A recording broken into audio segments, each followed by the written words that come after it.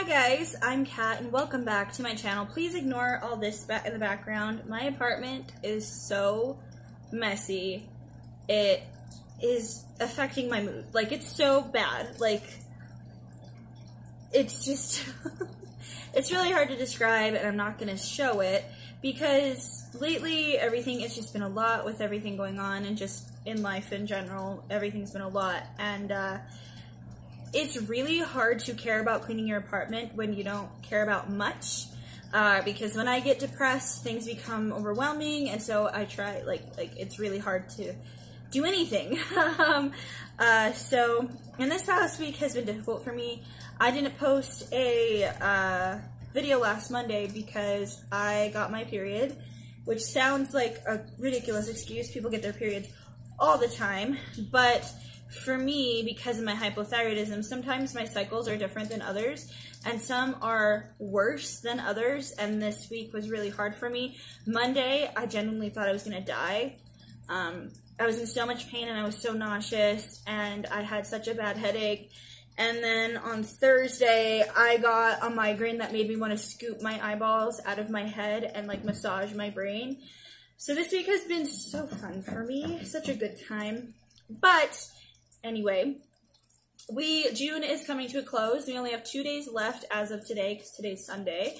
And June, as we all know, is Pride Month. And I thought before June ends, I wanted to talk about my gay story, which basically just kind of talks about my kind of sexuality, I guess, and like my journey through it and stuff like that. So I just wanted to kind of talk about that. So that's what we're going to talk about today.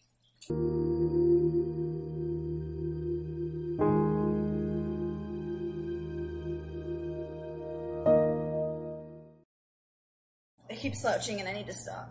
Oh, okay.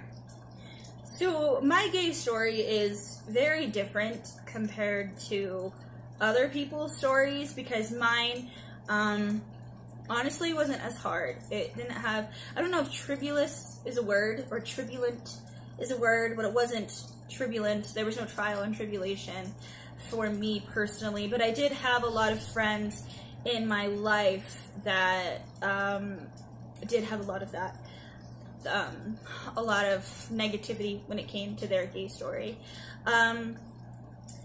But personally for me, and I want to try to explain this the best that I can without it sounding, because sometimes the way I explain this sounds offensive, but that's not. Okay, so for me, I don't like living under labels.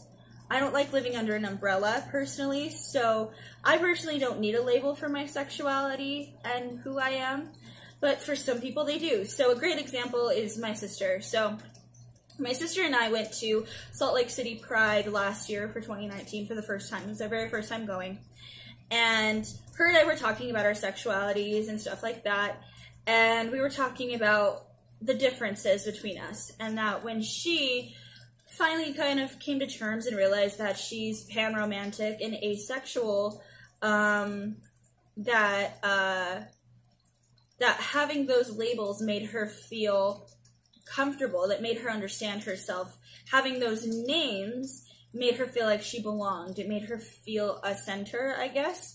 For me, a label is different. For me, a label is it's gonna sound so stupid, but it's a way of control.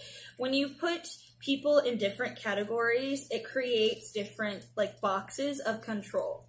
And so for me, I don't like living under a label or a box, mostly because I honestly don't think it matters. I don't think I have to, and I just don't like to, personally. I just don't like labels with that kind of thing. It's so hard to explain, because it sounds like I'm saying having a label is stupid and it's wrong, and it's not. For me, I don't need a label. I don't like labels. I think they're pointless, but for someone else, I can understand how potentially a label could help them understand themselves and who they are better. So, you know, whichever way is okay. But I guess if I were to live under an umbrella or a label, I would say that I am pansexual and genderqueer, or like gender fluid, genderqueer, somewhere in there. For a while I thought I was non-binary, which from what I've read, genderqueer and non-binary are very similar, but they're not the same thing, but I could be wrong. So if someone can educate me on that, that'd be great. But when you're pansexual, the way I explain it is that you just love. It doesn't matter if they're man, woman, cis man, cis woman, or trans man, trans woman, whatever. It doesn't matter. For me, if someone can make me laugh and we vibe well and we connect, whether you're whatever you have in between your legs means nothing to me. Whatever your skin color is, whatever language you speak, that doesn't matter to me. Oh, I'm choking. So, and then being genderqueer, you can either identify under both sexualities or under neither. And I feel like I live under the neither category because I've always not felt like either. I've never felt specifically female, and I've never felt specifically male. I've just felt like someone who's living her life, who is going through life and stuff.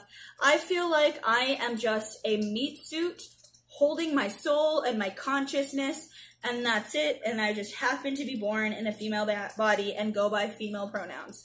But I've never felt like a specific gender in my entire life. I never have. So that's just kind of where I live. If I were to be given a label, I guess that's where I would be. My sister and I were extremely lucky growing up because we had parents who, of course, gave us structure and helped raise us, and of course wanted to make sure that we were like good adults. But they gave us the room to figure out what we believe in and how we feel and to like figure ourselves out. So half of my family isn't religious, and then half of my family is extremely Christian. So growing up, if I were to be with my parents, I would just be with them, and we would be like, you know, free to not do whatever we wanted, but free to like figure out who we were. But when I went to California, when we went to California to see my grandparents, we would have to go to church, and a lot of that was because we were too young to be alone. So that makes sense. But as we got older, we didn't have to go. And my parents wanted to give me and my sister the ability to grow up and figure out who we were and figure out the world was before we figured out what faith we believed in. They wanted us to figure out us as people and like the way we value the world, the way we see the world, the way we see people. And I think personally that's the right way to raise your kids, is to give them the chance to figure out themselves first and figure out who they are before they get something crammed in their head. But that's a personal thought. That's how I personally feel. There's nothing wrong with faith. There's nothing wrong with something to believe in. I just don't understand how a kid can believe in something, or if they know that they actually believe in something when it's been crammed in their head their entire lives. They don't know anything else. But anyway, that's a whole different conversation. But my parents gave us the ability to figure out who we were as people and to let us kind of choose what we wanted to believe in. And I'm not religious. I'm not atheist. I honestly don't know what I am. I guess you could say I'm agnostic, but that's another thing I don't like putting a label under. I believe in a higher power. I believe that things happen for a reason. I also believe in science. So I kind of live between two worlds. So what was nice about that was her and I never had to have the fear of telling them what we believe in or who we are as people, because we never had these fences put around us that we had to fit within. They never built those fences. They let us build these fences and then would help us repair them, essentially. Another thing that I loved about my parents is they never made us live by gender specifics, meaning a girl wears makeup and dresses and a boy doesn't. A boy likes cars and tools and shit like that. My parents never raised us to feel like we had to live under specific gender norms. And I'm a great example of that. My sister is particularly girly. She loves her polka dots and she loves her frills and she loves her heels and her sparkles. And I love sparkles and I love heels, but I'm more on the edgy, spookier side of things. And so I am a great example of my parents not forcing gender specifics or stereotypes down our throats, because growing up, I was never one or the other. I was always both. It just depended on the time, of course, how old I was, but it also depended on the day and the week, how I felt.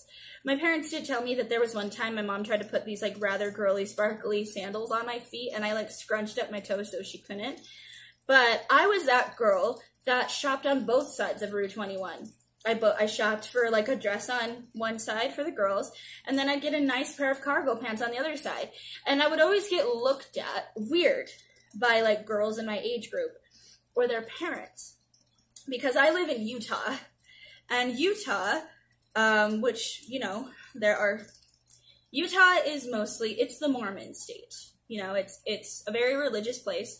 I think Utah has changed quite a lot as I've gotten older.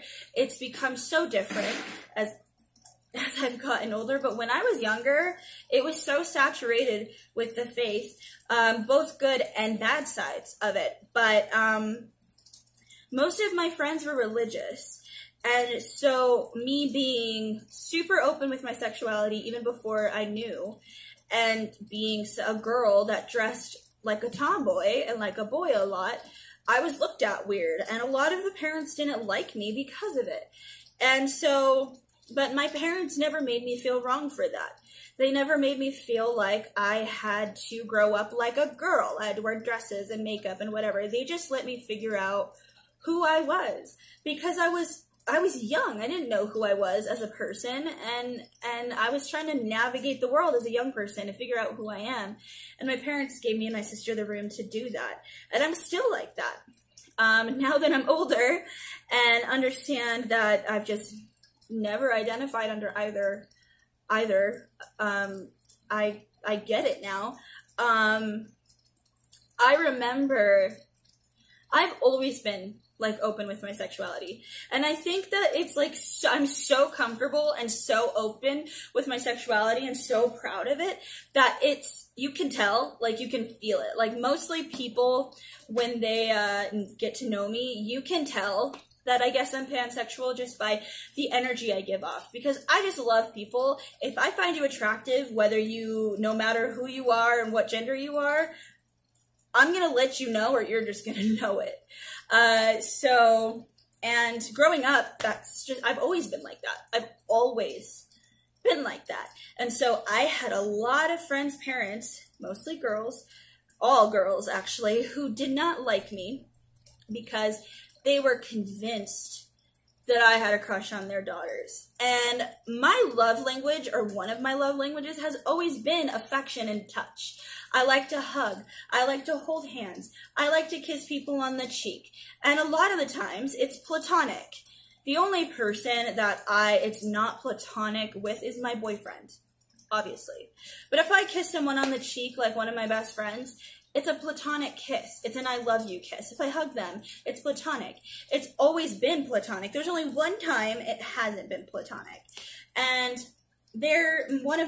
she used to be my best friend, but she's not anymore. But her mom was convinced, because I always hugged her daughter, that I had a crush on her. And so she wanted to limit the time that I was with her, or she wouldn't let her hang out with me by herself, because her mom was convinced that I had a crush on her, and I didn't. She was just my best friend. And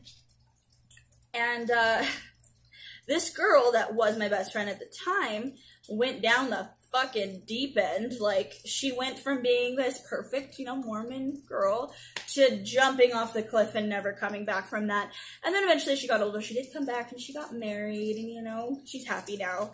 We're not friends anymore, but she's happy now, and that's awesome. I'm really happy that she's happy, because there was some dark times. But her parents were convinced that I had a crush on her, and I had been told by people before that I need to be religious. I need to do that, because if I wasn't, I couldn't be saved. There was another one of my friends. This was the one occasion that I did have a crush on their daughter. This was actually my first relationship ever, was with a girl who was my best friend at the time. And I was open with my sexuality, always. And she was bi-curious, and we had a great connection, and we started dating. Her parents were also very Mormon, and so they couldn't find out. And so we'd go and hang out with a group of friends, and of course we'd be all coupley, holding hands, stuff like that. But it got to a point where being affectionate with each other, we couldn't really be, because she was afraid that her parents would find out, because her mom was a lunch lady at our school. So we had to be careful. And when you're someone who's so open sexually, like you're great with your sexuality, you know who you are, you're comfortable with it, and you're proud of it, you're living your truth, but then you kind of have to essentially go in the closet because you don't want your partner's parents to find out. One, it's a step back for you, especially if you've never had that experience. It's kind of sad for you, but also for me, I was so afraid, because her parents were the kind of parents that if they found out she had a girlfriend, they would have kicked her out. And we were only in, like, what, 10th grade? We were pretty young. And I couldn't do that, because just the thought of her parents kicking her out simply because she had a crush on me because we were dating was not okay. But also, she was bi-curious and trying to figure herself out. And I personally felt like she needed to figure out who she was and what her sexuality was and her truth, who she was in here. And I didn't think that our relationship at the time was right, because she wasn't ready to come out to her parents. She wasn't ready to do that. And I was very, and I didn't want to risk that, because her coming out was not my business. I didn't want her to feel like she had to because of me. And so I told her, like, we were best friends, and we're kind of still best friends. We just are more affectionate with each other. And I feel like it'd be better for the both of us if, like, if we were just friends. That was it. Like, not together, just really good friends. And after that, we remained, like, best friends for a long time, until I decided to make really bad choices and start hanging out with the wrong people and really jeopardize that friendship. So, you know, that was great. But she was my first girlfriend, my first experience dating a girl. And that was a moment that I realized that I just loved people. And it didn't matter to me that she was a girl. It just mattered to me that she made me feel good, and she made me feel happy, and she understood me. That's what mattered to me. And then after that, it's very windy outside. After that, people, you know, everybody in my high school knew that, everybody that knew me just knew about how, like, I was, and I'm not exactly proud of it, but I became that girl in school from, I think, 8th grade till maybe 11th, that girls that knew that I was, I guess, bisexual at that time, would, like, kiss to figure out if they like girls too. Which, the problem with that, because women do that, is they'll kiss a girl to see if they like girls. All because you kiss a woman and don't get fanny flutters or don't get heart flutters doesn't mean you're not gay or bisexual. It just means that you don't particularly have an attraction to the person you kissed. So there were girls who did find out they were bisexual after kissing me, but there were girls that didn't. And it's like, it doesn't mean you're not. It just means you're not attracted to me. You know, but I was that girl that girls would use to either find out if they liked girls, or, again, not proud of this, if they wanted to impress a guy that they liked, they would kiss me to kind of, you know, that stereotypical thing where guys want a girl to kiss another girl, and I was that girl in high school. Again, not proud of it. But I've always been open sexually, and my parents, I never had to feel like I had to come out to them. Like, I never had that fear of, oh my God, if they find out, they're going to kick me out. My sister and I never had that. And we're really lucky for that, because I've had friends who could be open and live their truth around me, or our other friends, but then once they go home, they have to become a completely different person. And when you're in high school, or in school in general. What you should be worried about is if you get a bad grade, or if you don't get on the track team, or if your crush doesn't like you. It shouldn't be, if these people find out that I'm homosexual, I'm going to get beaten up. If my parents find out, I'm going to get kicked out. That's not what should happen. Kids should not be so afraid of living their truth that they push it down so much that they begin to hate themselves because of it. Because this is who you are. It's okay. It's okay. Nobody should be afraid to be who they are. Nobody should be afraid to be different. It just sucks that we live in a world where if you are different, you're treated like you're wrong. And I did have friends like that. My first relationship that I just talked about was like that. And I had friends who, after they found out about my sexuality, they would treat me different. Like, oh, well, does that mean, like, you're gonna look at me different? I can't undress in front of you. And it's like, bitch, first of all, how fucking narcissistic are you to think, oh, she likes girls, so obviously she likes me? No, absolutely not. First of all, I'm the kind of person that if I have a crush on you, you know it. And two, don't just assume that because someone is gay or bisexual or even straight or any sexuality, that all of a sudden you become the aim of their attraction. That is narcissistic, egotistical, and just really fucking stupid, okay? I promise you, all because I like girls does not mean I like you.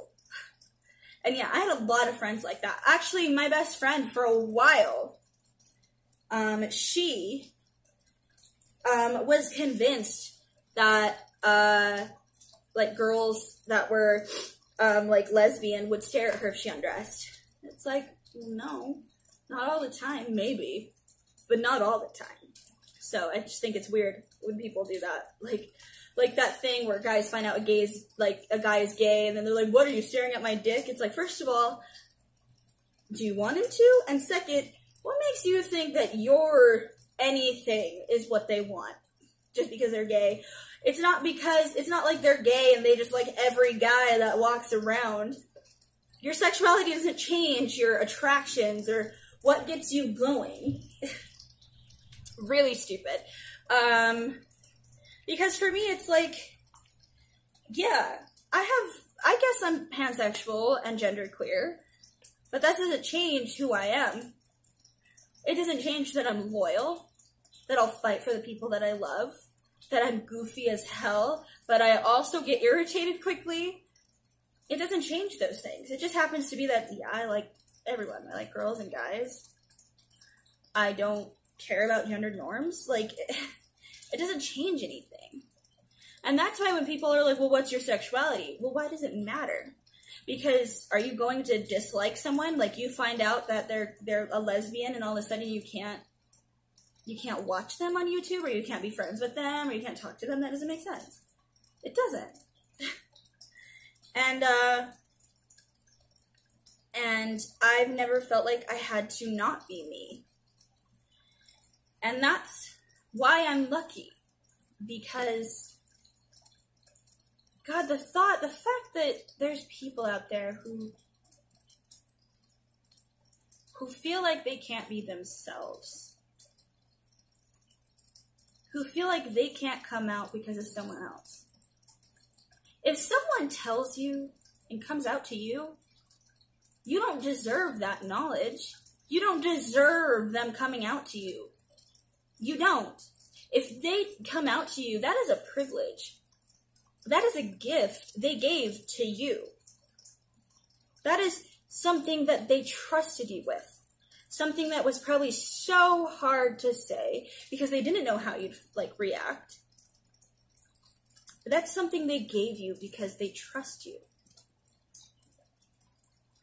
And if for some reason you think that you deserve that knowledge, you need to self-evaluate.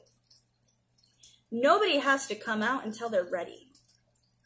If you're not ready, you're not ready. And that's okay. And you can't let someone try to convince you otherwise. You can't let anyone push you into that. The fact that someone blackmailed Nikkie tutorials into coming out is one of the most disgusting things. Because it's not someone else's choice to come out. It's not. They need to come out when they're ready, if they want to come out. It's nobody else's choice. And the fact that there are people who feel like they have to is ridiculous. The fact that we live in a world where we're so entitled and think that we deserve things is ridiculous. Or the fact that we live in a world where being different is wrong. Your sexuality makes you different, so you're wrong. The fact that you dress like a boy or a girl means you're wrong, even though clothes and makeup don't have gender. Or this color of your skin makes you less than another person. Which is a whole lot of bullshit. I am a gay white woman, and I could have a person of color who is also gay and a woman, and they would be treated far worse than me because of the color of my skin or where I live. That is bullshit. Because there is no difference. The only difference is I'm a pale ass bitch. That is the difference. The skin color. But that doesn't change anything. Doesn't make us any different. And just, it sucks that we live in a world where being different is wrong. Because in my opinion, being different is what makes us as humans beautiful. Because it means we're different. It makes us bring something new. Because if we were all the same, there would be no music. There would be no art. There would be nothing other than hate. So it just, the thought of some kids sitting in their room right now, having heart palpitations and a moment of terror because they're going to come out to their parents and they don't know how they're going to react, that hurts my soul. Because that kid should be able to go downstairs and just tell their parents and then not feel fear. Just know that their parents are going to love them no matter what. And luckily there are parents like that out there. But there also aren't. But as the LGBTQ plus community, as this rainbow family, it is up to us to show people who are different that it's okay and that you do have a family out there. We may not be blood, we may not be able to see each other, but you do have people out there who will accept you and love you for who you are. You can go to a pride festival, and if you ask anyone to hug you, they will hug you. So you're not alone in that sense. You're not. And that being different is okay. It's a good thing. And it's up to us to fight to make it so it's not looked at as wrong. And that people who are different can go outside and feel safe. But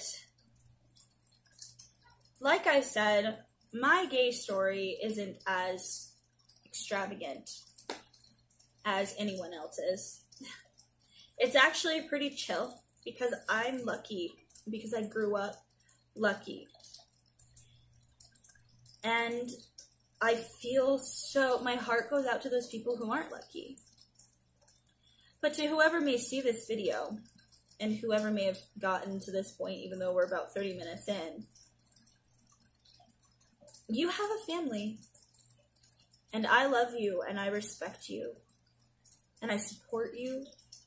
I will be your cheerleader in the corner, and I will cheer you on as you live your amazing truth.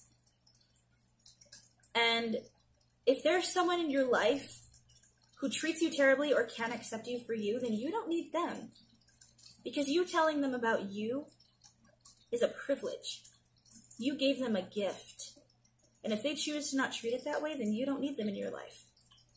And they need to evaluate themselves and figure out how your sexuality affects them somehow. And just remember that. And that you'll find people in your life who love you for you. And that's a good thing. Because I have. And other people have. You're worth everything that you want. And you deserve all the love that you can get. Don't forget that. You are important and you matter. You are not wrong. You are not disgusting.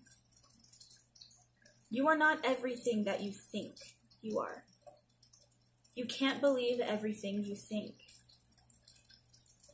Trust me.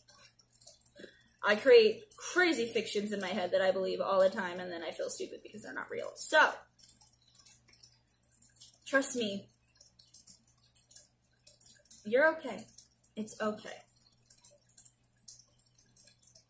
So yeah, we're about 30 minutes into this video. Didn't expect it to go this long, but it's when it comes to something that I feel passionate about, it's really hard for me to not talk a lot. But that's kind of my gay story, is that basically I grew up in a family that was really accepting. It's a constant journey for me because I constantly figure out something new about myself every day. I constantly have new feelings and emotions, new thoughts. And you have to be okay with growing. There is no peak for growth. There's no, you just stop here and that's it. That's not how it works. You have to be constantly okay with growing and learning something new and accepting that new knowledge. And I'm ever changing. I'm 25 years old now. And I might watch this video back and be like, what the fuck is she talking about? Hopefully not. But being different is okay. I love being different. And you should too. But I'm going to go and I'm going to drink my coffee that I put too much creamer in. And I'm going to take out some garbage and clean. And I hope that your Pride Month was educational. I hope you learned something. I hope you tried to change something. And I really hope the next couple of months, something happens. Because the world has been, 2020 has been a bitch. It's been insane, but yeah. So thank you for joining me in this video. And if you liked it, go ahead and give it a thumbs up. I'd love to hear everybody else's gay story if they've got one. And also when your gay birthday is, which basically a gay birthday is the day that you came out, and I'd really love to know that. And if you want to subscribe, go ahead and hit that, wow, that was not words. If you want to subscribe, go ahead and hit the subscribe button, and so you can be notified whenever I post, and be sure to hit the bell. And I hope that you have a wonderful day and a beautiful night, and this is Kat signing out. Bye.